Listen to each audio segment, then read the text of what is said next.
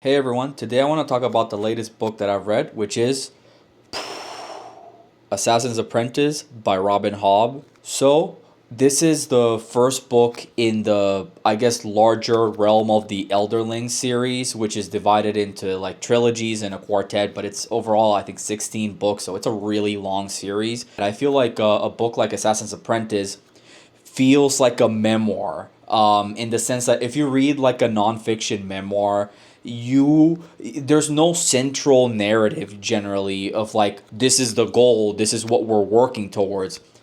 People are just recounting their lives, and that's how it works, and that's how it's structured in this book. I gotta say, overall, I really loved this book. This book was great.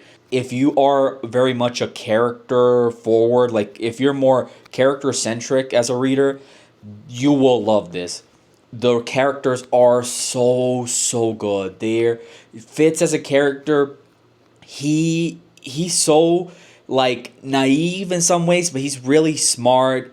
He is very perceptive, but he yet sometimes has some like missing places where he'll like like miss some key things.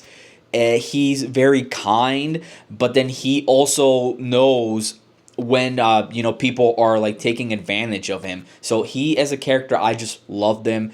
I loved his relationship with many of the characters in the story.